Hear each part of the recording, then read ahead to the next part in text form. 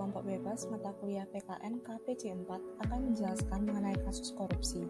Dan anggota kelompok kami terdiri dari Andri Gunawan, Cindy Aurelia, Edwin Aaron, dan Elisa Azalia. Korupsi merupakan suatu tindakan penyalahgunaan wewenang atau kekuasaan.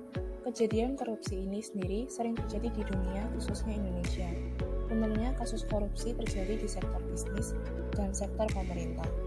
Korupsi tergolong sebagai extraordinary crime, yaitu sebuah perbuatan yang dilakukan dengan maksud menghilangkan HAM dan secara internasional telah disepakati menjadi transnational organized crime, dikarenakan korupsi dapat berkembang secara dinamis dari waktu ke waktu.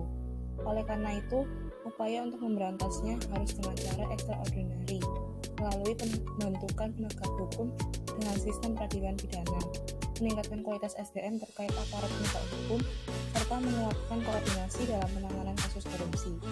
Sehingga pada era reformasi sekarang, upaya itu dapat mewujudkan good governance, yaitu penyelenggaraan manajemen yang solid, bertanggung jawab, serta sejalan dengan prinsip demokrasi.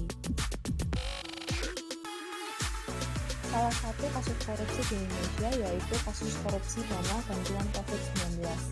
Korupsi ini dilakukan oleh Menteri Juliari Batubara, di mana dia mengambil keuntungan sebesar 10.000 untuk setiap paket bantuan COVID-19. Faktor yang menjadi pemicu korupsi marak terjadi di Indonesia, yang pertama ada faktor internal, yang terdiri dari aspek moral, seperti lemahnya kejujuran, dan aspek sifat, seperti sifat konsumtif. Dan yang kedua ada faktor eksternal, yang terdiri dari aspek ekonomi, seperti gaji yang tidak mencukupi, dan terdiri dari aspek politis seperti kepentingan politis, dan terdiri dari aspek hukum seperti namanya hukum yang berlaku, dan yang terakhir ada aspek sosial seperti lingkungan kurang mendukung gerakan anti korupsi. Dampak korupsi bagi generasi muda. Sebagai generasi muda yang melihat bahwa setiap kasus korupsi meningkat setiap tahunnya, maka generasi akan beranggapan bahwa korupsi merupakan hal atau budaya yang sudah biasa.